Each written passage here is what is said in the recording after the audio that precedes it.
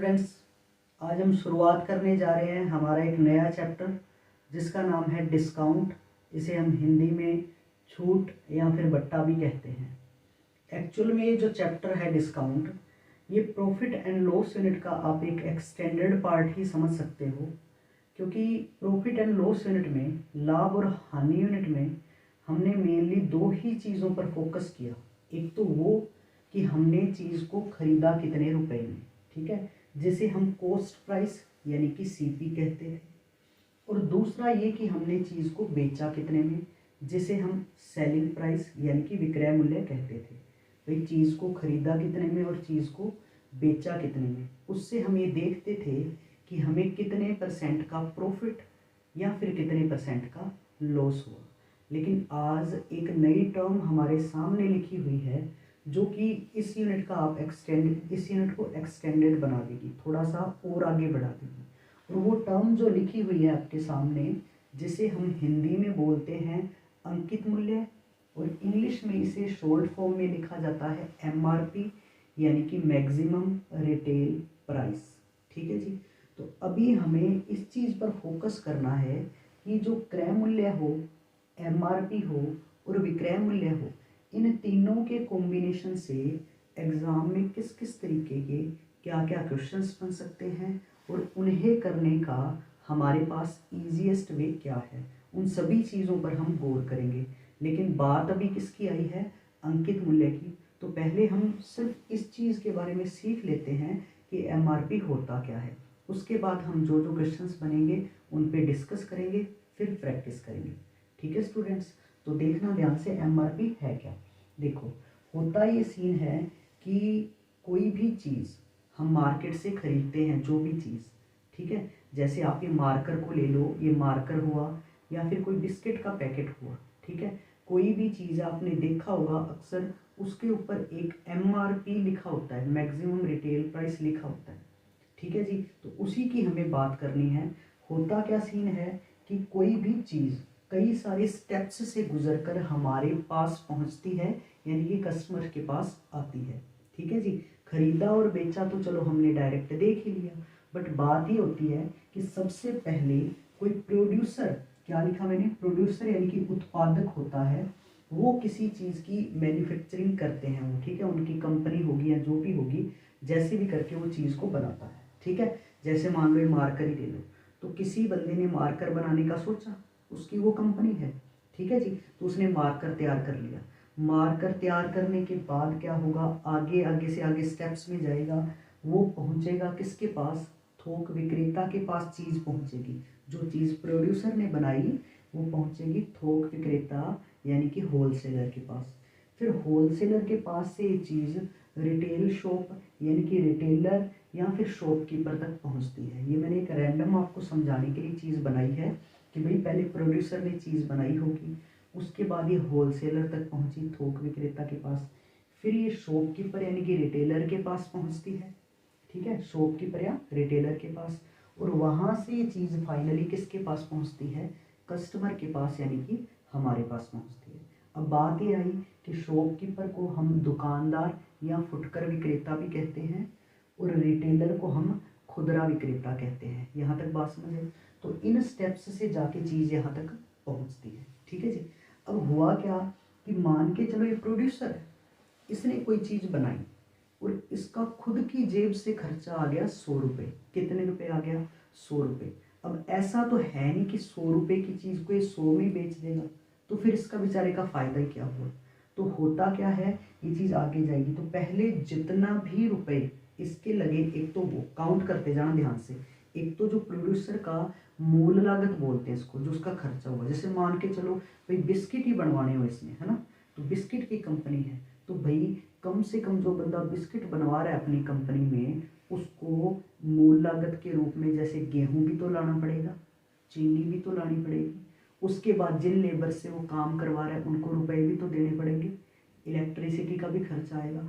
तो वो मूल लागत, उसकी जेब से जो लागत लगी, जो रुपया लगा, वो मूल लागत, प्लस उस प्रोड्यूसर को जो प्रॉफिट देना है, वो क्या क्या ऐड करना है एमआरपी में, सुनते जाना ध्यान से। एक तो उसकी मूल लागत प्रोड्यूसर की, फिर प्रोड्यूसर को जो फायदा देना है वो, उसके बाद ये कहाँ पहुंची, होलसेलर।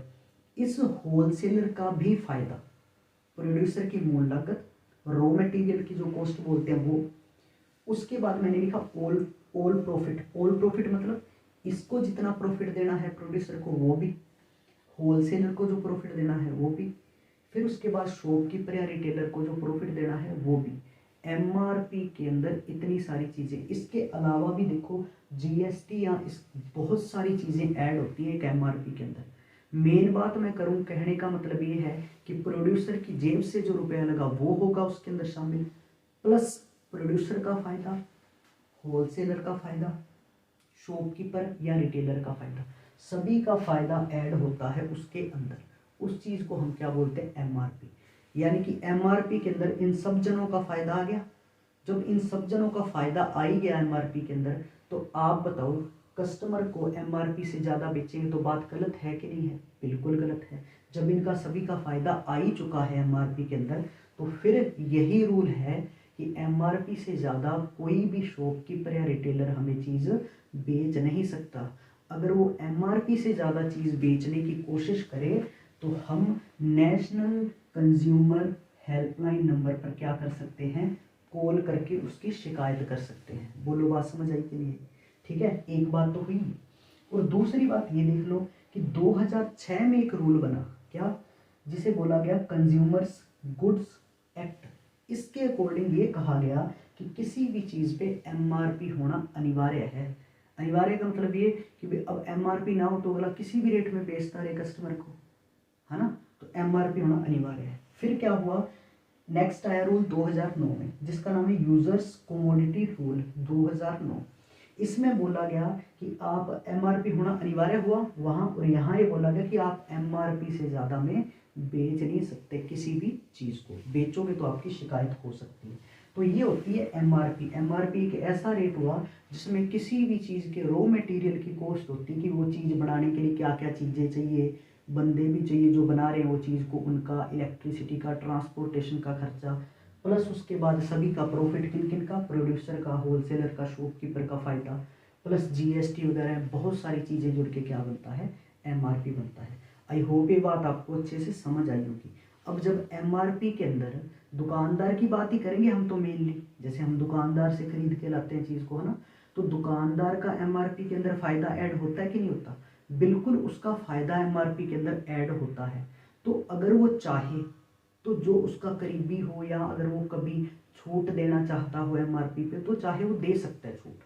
आई बात समझ? तो एमआरपी पर वो थोड़ा बहुत डिस्काउंट क्या कर सकता है, दे सकता है कस्टमर को अपने हिसाब से। एमआरपी से ज़्यादा में बेच नहीं सकता, डिस्काउंट देना चाहे तो दे सकता है।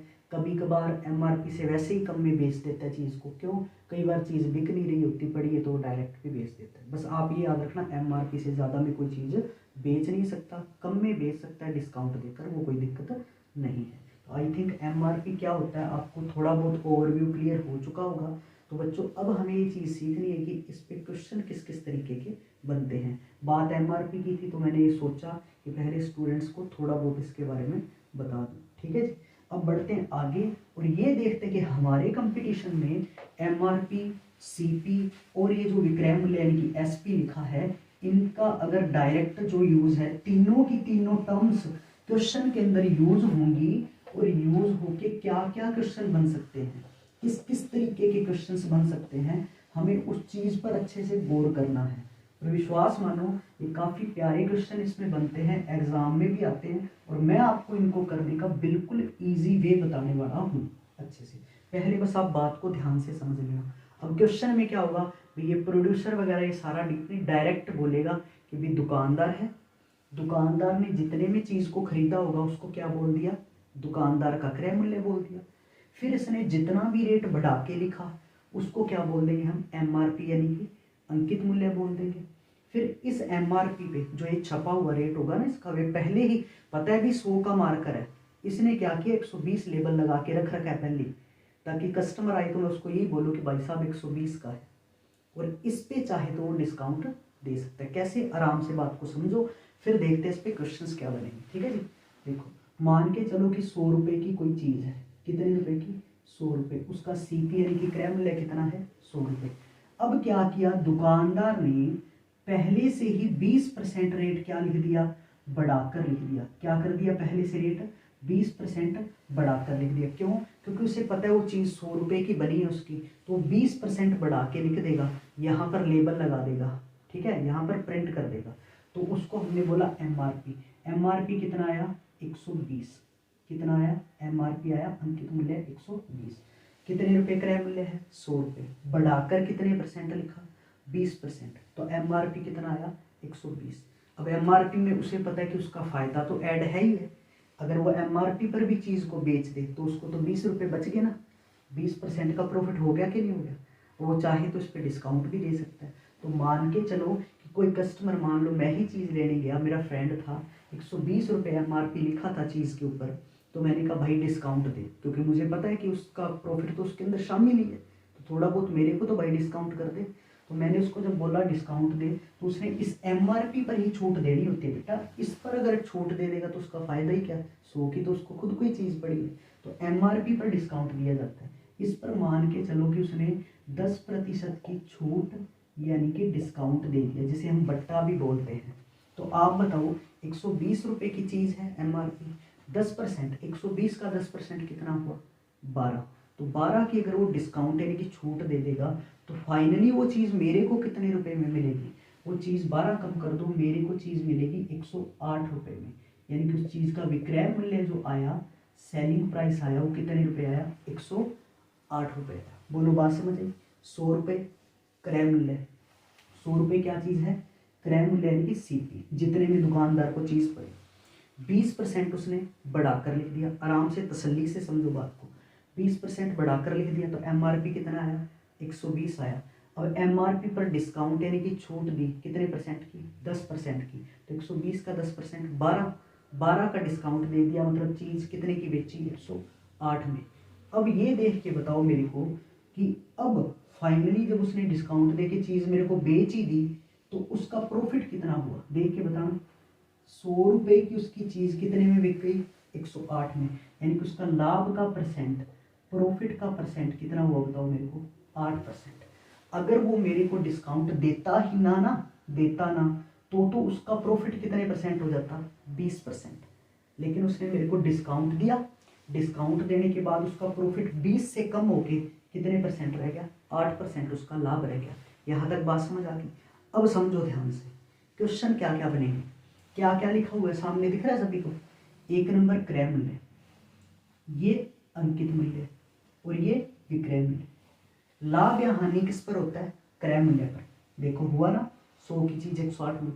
छूट यानी कि डिस्काउंट किस पर दिया जाता है, MRP पर। क्लियर है ना इतनी बातें, ठीक है। अच्छा, क्रय मूल्य, MRP, विक्रय मूल्य। यहाँ क्या लिखा है, 20% बढ़ाकर लिखना। 20% बढ़ाकर लिखना मतलब कि क्रय मूल्य से जितनी उसकी खरीद है, क्रय मूल्य से 20% बढ़ाकर लिखा, क्या लिखा, MRP लिखा। क्लियर है ये बात। 10% क्या दी, छूट। 10% क्या दिया, डिस्काउंट, कि MRP पर कितने परसेंट का डिस्काउंट है, 10% का। और फिर फाइनली क्या लिखा है, 8% लाभ। तो हमारे सामने 3 चीजें बनी कि बढ़ाकर कितने परसेंट लिखा, 20%, छूट कितने की दी, डिस्काउंट कितने का दिया, 10% का। फाइनली उसको लाभ या हानि कितने परसेंट क्या हुआ, 8% का। लाभ कितने परसेंट का हुआ, 8%। तो यहाँ से क्वेश्चन बनते हैं ऐसे बेटा कि आपको क्या करेगा, जैसे पहले तो ये 2 चीजें दे देगा, क्या, एक तो बोल देगा कि बढ़ाकर तो लिखा 20%, डिस्काउंट दिया 10%, ये 2 चीजें दे के आपको और उत्तर पूछेगा कि उस दुकानदार का लाभ या हानि का परसेंट बताओ। समझ के, ये 2 चीजें दे के इसका उत्तर पूछ लेगा। जैसे अभी हमने निकाला क्वेश्चन नंबर 2 में क्या करेगा, ये 2 चीजें हमें दे देगा, ये वाली 2, और आंसर पूछेगा कि दुकानदार ने कितने परसेंट बढ़ाकर MRP लिखा था। 2 सवाल तैयार हो गए। पहले में तो ये 2 चीजें देके इसका आंसर पूछ लिया, लाभ या हानि का। दूसरे में ये 2 चीजें दे के पूछ लेगा कि कितने परसेंट बढ़ा के लिखा। तीसरे सवाल में क्या करेगा, ये 2 चीजें देने के बाद हमें पूछ लेगा कि भाई दुकानदार ने छूट यानी कि डिस्काउंट कितने की दी थी। बोलो बात समझ में। मैं एक एक सवाल पे गौर करवाऊंगा।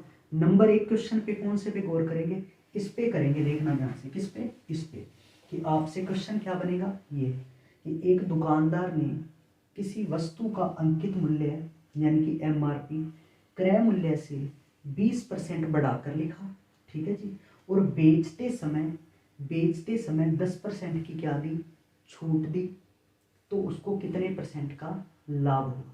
तो आपके सामने सवाल है, 100 रुपये क्रय मूल्य मान लेना, बढ़ा के लिखा 20%, तो MRP 120 आ गया, 120 पर 10% की छूट दी तो विक्रय मूल्य 108 आ गया।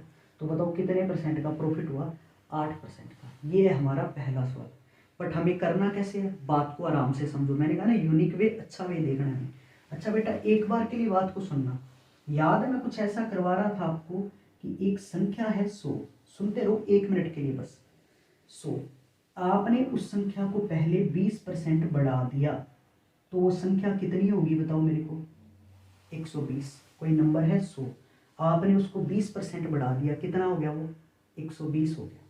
अब आपने क्या किया, इस बढ़े हुए नंबर को 120 को अगर आपने 10% क्या कर दिया, कम कर दिया, क्या कर दिया, कम कर दिया, तो आपको कि सर जब 20% बढ़ाया तो नंबर 120 हो गया, जब 10% कम किया तो 120 का 10% 12, तो ये 12 कम होकर कितना हो गया, 108।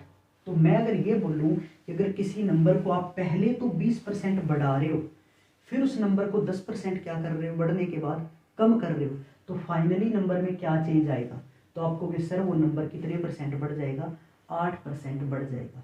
क्या ये चीज़ें मैंने परसेंटेज यूनिट में आपको नहीं करवाई, बिल्कुल करवाई हैं। और वहाँ मैं बार बार ये बात बोलता था कि ये बहुत इंपॉर्टेंट कंसेप्ट है, पूरी मैथ्स के अंदर लगेगा। तो यहाँ से मैंने आपको ये बात बताई थी कि जब भी क्वेश्चन ऐसे लेंथी लाइन में फ्लो हो रहा है और बात 2 बार तक की आई कि 20% बढ़ा 10% कम हुआ ऐसे करके, तो आप इस सवाल को डायरेक्ट कर सकते हो। कैसे, जैसे आपने नंबर को बढ़ाया तो आप प्लस का 20 लिख दो, कम किया तो माइनस का 10 लिख दो।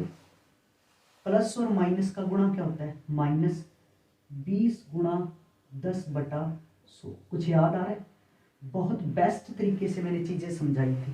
तो 20 माइनस 12, 10 और 2 कितना हुआ, माइनस का 12, 20 माइनस 12 कितना आया, 8, प्लस का 8 आया, मतलब क्या हुआ कि नंबर 8% क्या हो गया, बढ़ गया। क्या ये सेम चीज ये नहीं है क्या बेटा, क्यों, ये तो मैंने कंसेप्ट बताया था और मैंने कहा था कहीं भी लग सकता है, कहीं भी लग सकता है। तो अब इस सवाल को मैं ऐसे बोल दूं कि किसी दुकानदार ने एक वस्तु का MRP यानी कि विज्ञप्ति मूल्य 20% बढ़ाकर लिखा और बेचते समय 10% की छूट दी, तो फाइनली उसको कितने परसेंट का लाभ या हानि होगा। सेम ही तो चीज़ है। तो क्या इस क्वेश्चन को मैं डायरेक्ट ऐसे नहीं कर सकता था, जैसे ही देखा बढ़ाया प्लस का 20, छूट दी तो माइनस का रखो, छूट दी तो माइनस का रखो 10, प्लस और माइनस का गुणा माइनस 20 गुणा 10 बटा में क्या कर दो, 100 कर दो। तो बेटा अपना आंसर देखो कितना आया, 20 माइनस 12, क्या आंसर आ गया, 8% का उसको क्या होगा, लाभ होगा। बोलो बात समझ आई कि नहीं। मैं हर एक चीज़ पे आपकी गौर बार बार इसीलिए करवाता हूँ कि जो मैं चीज़ पढ़ाऊँ आपको अच्छे से समझ आ जाए, क्लियर हो जाए। तो पहला सवाल, इनमें कई तरीके के सवाल बनेंगे। पहला सवाल जिसमें ये बोला होगा एक बंदे ने इतने परसेंट तो बढ़ाकर रेट लिखा और इतने परसेंट का डिस्काउंट दिया और आपसे लाभ या हानि पूछेगा, तो आप सिर्फ इस सिंपल तरीके का क्या करोगे, यूज करोगे। और मैं रटवा नहीं रहा, इसको तो मैंने बहुत बेस्ट तरीके से आपको क्लियर भी करवा दिया था। ठीक है स्टूडेंट्स, चलो अब हमें करनी है प्रैक्टिस और इसी तरीके से इसको सॉल्व करना है। तो फर्स्ट क्वेश्चन देखना आपके सामने क्या आ रहा है स्टूडेंट्स, देखना पहला क्वेश्चन क्या है। पहले क्वेश्चन में हमें बोला है कि एक दुकानदार अपनी वस्तुओं पर लागत मूल्य से 15% अधिक करता है। भाई बढ़ाकर तो कितने परसेंट लिख रहा है वो, 15%, बढ़ाकर कितने परसेंट लिख रहा है, 15% अधिक अंकित कर रहा है, ठीक है। लेकिन नगद पर 20% छूट देता है। डिस्काउंट कितने परसेंट का दे रहा है, 20% का। ये बढ़ा के लिख रहा हूँ कि बढ़ाकर लिखा, डिस्काउंट दिया तो छूट, ठीक है ना। 20% छूट देता है तो उसकी हानि का परसेंट बताओ। मैंने आपको तरीका क्या बताया, अभी समझा दी ना बात, कि जब आपको बोलना हो कि इतने परसेंट बढ़ा के लिखा और इतने परसेंट की छूट दी, तो आप डायरेक्ट कर दो सवाल को, जो मैंने अभी बताया वैसे। कैसे करोगे, बढ़ा के लिखा तो प्लस का 15, डिस्काउंट दिया 20 का तो माइनस का 20, प्लस माइनस का गुणा माइनस 15 गुणा 20 बटा में क्या कर दो स्टूडेंट्स, 100 कर दो, ठीक है जी। तो ये हमारे पास बन गया, देखना 20 पंजा 100, 5 दिया 15, तो ये आ गया 15 माइनस का 20 माइनस का 3 क्या हो जाएगा माइनस का 23, प्लस का 15 माइनस का 23 क्या बन गया माइनस का 8%। माइनस आया है, इसका मतलब उस दुकानदार का 8% का क्या होगा, उसको हानि होगी, यानी कि लॉस होगा 8% का। क्लियर है जी बात बिल्कुल यहाँ की। चलो नेक्स्ट क्वेश्चन देखो क्या है इसी तरीके का।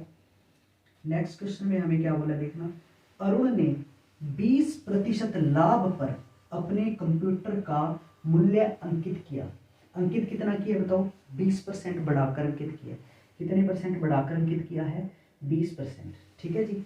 फिर कह रहा है और उन्हें 15% की छूट पर बेच देता है। छूट यानी कि डिस्काउंट कितनी दी है 15% की छूट दी है। तो पूछा है अरुण का प्रतिशत लाभ बताओ। ये दो चीजें देके और प्रतिशत लाभ पूछ रहा है। तो बढ़ाया कितना 20%, डिस्काउंट कितना है 15%, पूछा है कि उसका लाभ परसेंट कितना है। कर दो बस, बढ़ाया तो प्लस का 20, भाई बढ़ाकर लिखा तो प्लस का 20, डिस्काउंट दिया तो माइनस का 15।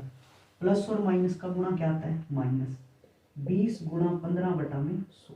जिन स्टूडेंट्स ने मेरी पुरानी वीडियोस नहीं देखी परसेंटेज से लेके, उनको आराम से देखो, सारी चीज़ें बेस्ट लेवल से और अच्छे से क्लियर हो जाएंगी। 20 से कैंसिल हो गया 5 पे 20 पंजा 100, 5 दिया 15। तो देखो ध्यान से, ये हो गया प्लस का 20 माइनस के 15 और माइनस के 3 क्या हो गया माइनस का 18। 20 में से 18 कम करो कितना आया 2%, यानी कि अरुण को उन कंप्यूटरों पर कितने परसेंट का लाभ यानी कि प्रॉफिट होगा, 2% का प्रॉफिट होगा अरुण को, अगर उसने वस्तुओं का अंकित मूल्य 20% बढ़ाकर लिखा हो और बेचते समय 15% की छूट दी हो। ठीक है जी। नेक्स्ट क्वेश्चन, अगले सवाल को देखो क्या कह रहा है। एक रिटेलर ने होलसेलर से 400 रुपये प्रति रेडियो की दर से रेडियो खरीदे, ठीक है। प्रत्येक रेडियो पर उसने 30% मूल्य बढ़ाकर अंकित किया। कितने परसेंट बढ़ाकर अंकित किया बताओ, 30% बढ़ाकर अंकित किया। फिर कह रहा है तथा 8% छूट दी। छूट कितने परसेंट की दी है 8% की। तो उसका लाभ प्रतिशत बताओ। देखो यहाँ ऊपर एक लाइन भी है कि 400 रुपये प्रति रेडियो की दर से खरीदा। इस क्वेश्चन में इस लाइन को यूज करने का कोई औचित्य नहीं है, क्योंकि परसेंटेज भी आंसर देना है और हमें पता है कि आंसर कैसे आ सकता है। तो बढ़ाकर कितने परसेंट लिखा है 30%, और छूट कितने परसेंट की दी है 8% की। कर दो सॉल्व, बढ़ाकर लिखा तो प्लस का 30, छूट दी तो माइनस का 8, प्लस और माइनस का गुणा माइनस 30 गुणा 8 बटा में क्या कर दो 100 कर दो। ठीक है जी। तो ये बन गया, देखना ध्यान से, इसको 0 से 0 कैंसिल कर दो, ये हो गया प्लस का तो 30। अच्छा ये क्या बन जाएगा बताओ, -8 माइनस ये 8 तिया 24 बटा में 10, 8 तिया 24 बटा में 10 यानी कि 2.4। तो 30 में से हमें कम करना है कितना, माइनस का 8 और माइनस का 2.4, कितना हो जाएगा स्टूडेंट्स, माइनस का 10.4, माइनस का 10.4। अब क्या करो, 30 में से 10 कम करो, कितना बच गया 20, 20 में से 0.4 कम कर दो, कितना आ गया 19.6%।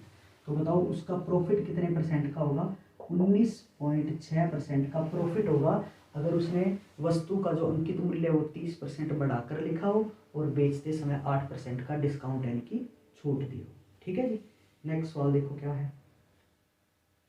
नेक्स्ट क्वेश्चन देखना क्या है, कह रहा है यदि किसी व्यक्ति ने किसी उत्पाद की कीमत लागत मूल्य से 25% अधिक अंकित की है, कितने परसेंट बढ़ा के लिखा है बताओ, 25% बढ़ाकर लिखा है। फिर कह रहा है अंकित की हो लेकिन उस पर 10% की छूट दी हो। छूट कितने परसेंट की है 10% की छूट है।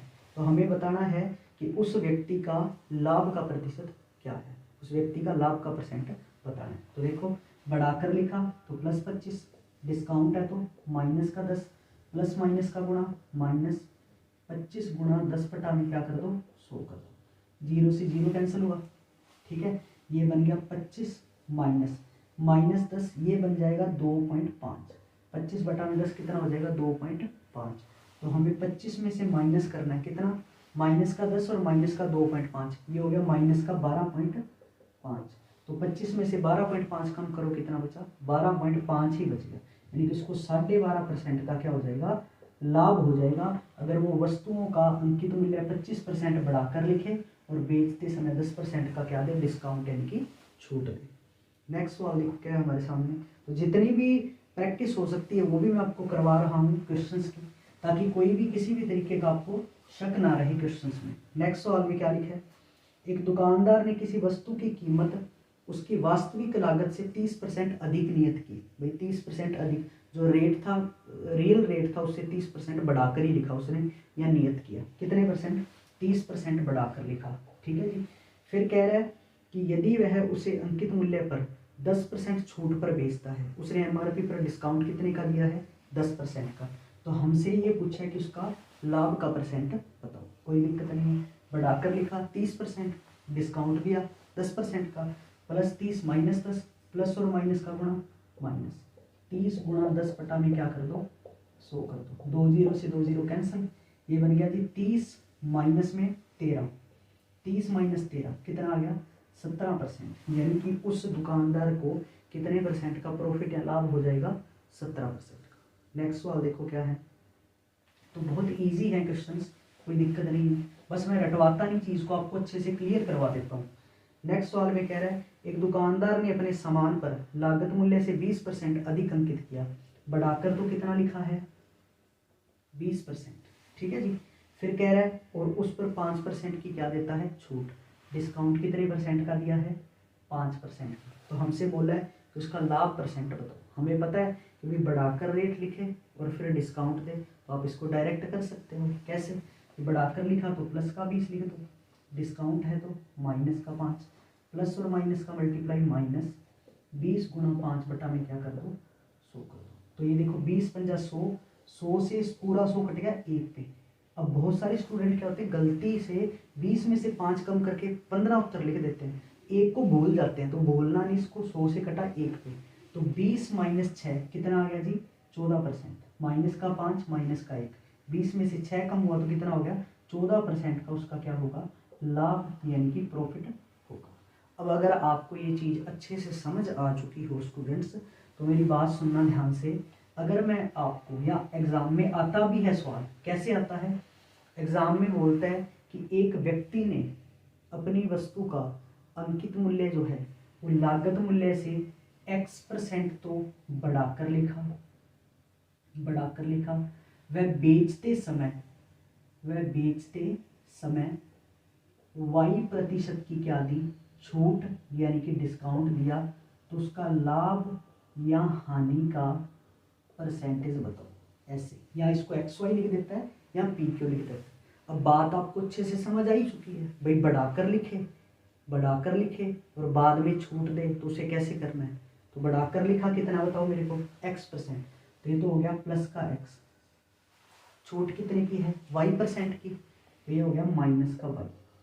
प्लस और माइनस का गुणा क्या होता है, माइनस, तो माइनस X गुणा Y बटा में 100%। तो अपना ये आंसर आ जाएगा कि अगर कोई दुकानदार किसी वस्तु का अंकित मूल्य क्रय मूल्य से X% बढ़ाकर लिखे और बेचते समय अंकित मूल्य पर Y% की छूट दे, तो उसका लाभ या हानि का परसेंट कितना होगा, X minus Y minus XY बटा 100। और PQ के हिसाब से भी आ सकता है। तो इन छोटी छोटी चीज़ों को सीखने से ये सारी चीज़ें हमारे अच्छे से क्लियर होती हैं। ठीक है स्टूडेंट्स।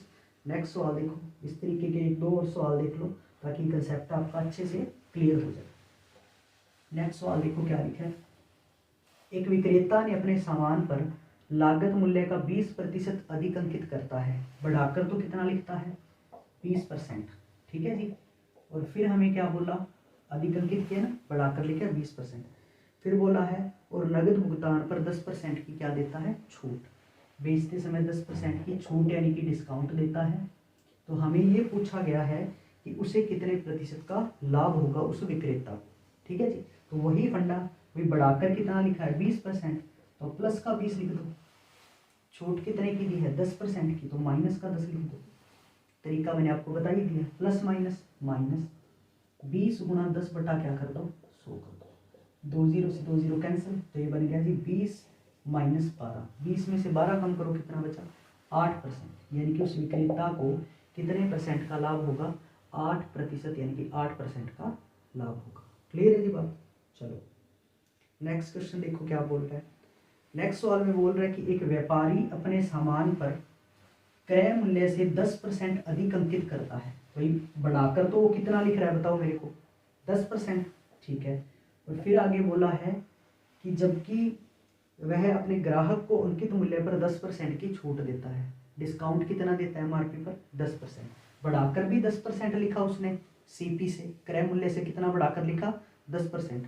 और बेचते टाइम एमआरपी पर डिस्काउंट भी कितने का दिया, 10% का डिस्काउंट दिया। तो हमसे ये पूछ रहा है कि उसको कितने परसेंट का लाभ या हानि होगी। तरीका मैंने आपको बता ही दिया, बस बढ़ाकर लिखा तो प्लस का 10, छूट दी है डिस्काउंट दी है तो माइनस का 10, प्लस माइनस का गुणा माइनस 10 गुणा 10 बटा में क्या कर दो 100 कर दो। तो प्लस का 10 और माइनस का 10 तो कट ही जाएगा, जैसे 3 - 3 0 होता है तो कैंसिल होता है।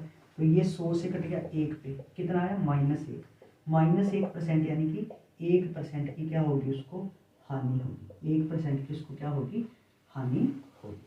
क्लियर है बात। तो अभी इसमें भी देखो ऐसा दे सकता है, कैसे दे सकता है सुनना ध्यान से एक बार। कहेगा कि एक दुकानदार ने x% तो क्या किया, अंकित मूल्य बढ़ाकर, क्रय मूल्य से जो अंकित मूल्य सेट किया वो कितने परसेंट बढ़ाकर सेट किया, x% बढ़ाकर सेट किया। और बेचते टाइम क्या किया, x% की छूट दे दी, किस पर, एमआरपी पर। तो पूछेगा उसका कितने परसेंट का लाभ या हानि होगी। तो याद रखना, अगर प्लस और दोनों एक से जैसी चीजें हैं कि बढ़ा के भी उतना ही लिख रहा है और डिस्काउंट भी उतने का ही दे रहा है, भाई 10% बढ़ा के लिखा 10% डिस्काउंट दिया, या x% बढ़ा के लिखा x% की डिस्काउंट यानी कि छूट दी, तो इस केस में हमेशा उसको क्या होगा, लॉस होगा यानी कि हानि होगी। ठीक है जी। तो इसे भी आप कैसे करते, प्लस का x लिखते क्योंकि बढ़ा के लिखा है, छूट दी है तो माइनस का x लिखते। ठीक है जी। प्लस और माइनस का गुणा माइनस x गुणा x बटा में क्या करते 100 करते। तो x प्लस का माइनस का x कट गया, क्या आंसर आया -x² बटा 100, यानी कि उसको कितने परसेंट का लॉस होगा, x² बटा 100% का लॉस यानी कि हानि होगी। तो कई स्टूडेंट्स आपने देखा भी होगा कि ऐसा सवाल आता है तो 10 देखते उसको फटाफट ऐसे कर देते हैं 10 का स्क्वायर बटा 100, ठीक है, तो 1% बोल देते हैं। तो स्टूडेंट्स मेरे को पता है डायरेक्ट हम कर तो लेते हैं सवाल, ऐसी कोई दिक्कत वाली बात नहीं है, वो भी मैंने भी तो डायरेक्ट ही करवाया, बट नींव तो हमारी मजबूत होनी चाहिए ना। भाई ऐसा है कि अभी तो मैंने ये चीज़ क्लियर करवा दी कि ये जो क्वेश्चन है उसी पे लग रहा है कि बढ़ाकर आप लिख रहे हो कितना ये, और आपको छूट कितने की देनी है 10% की, तभी ये फंडा लग रहा है। और बेटा ऐसा थोड़ी है कि वो ये बोल दे कि आप बढ़ाकर 10% लिख रहे हो और आपका लाभ जो है, आपकी हानि जो है वो 10% की है, तो बताओ आपने छूट कितनी दी थी, क्या तब भी आप ऐसे ही कर दोगे क्या सवाल को? नहीं बेटा, ये तो डायरेक्ट इस लेंथी लाइन में फ्लो किया था ना, और हमसे शुरुआत लास्ट पहली चीज और लास्ट वाले का आंसर मतलब लाभ या हानि का परसेंट पूछा था, बीच वाली दोनों चीजें हमें दे दी थी कि बढ़ाकर कितना लिखा और डिस्काउंट कितने का दिया, बस वो दोनों चीजें दे दी ना बीच वाली, तब जाके ये जो है फॉर्मूला हम लगाते हैं डायरेक्ट, ये इस जगह पर यूज आता है। अब हर जगह तो नहीं लगा सकते ना इन चीज़ों को, तो इस तरीके से हमारे सारे क्वेश्चन हो जाएंगे। तो पहला इनिशियल सवाल इन पे कैसे बनना था ये मैंने आपको अच्छे से क्लियर करवा दिया। अब मैं आपको जितने टाइम में आपको चीज़ बता रहा हूँ उतने टाइम में आपकी स्क्रीन पर कुछ क्वेश्चंस मैं लिख देता हूँ। इन सभी क्वेश्चंस को, ये इसी के तरीके के सवाल हैं सारे के सारे, इन पे भी आप अच्छे से प्रैक्टिस कर लेना, सेम ही फंडा है। और इसके बाद जो नेक्स्ट वीडियो होगी उनमें हम डिस्कस करेंगे आगे के जो क्वेश्चंस बनते हैं, इनमें 3-4 तरीके के क्वेश्चंस बनते हैं बेस्ट लेवल के, सभी पे हम डिस्कस करेंगे अच्छे से। तो पहला ये क्वेश्चन आपका कंप्लीट हो चुका, नेक्स्ट वीडियो में हम आगे के जो क्वेश्चंस बनते हैं उन पे डिस्कस करेंगे, तो डिस्काउंट भी बिल्कुल अच्छे से कंप्लीट हो जाएगा आपका। ठीक है स्टूडेंट्स, मिलते हैं नेक्स्ट क्लास में।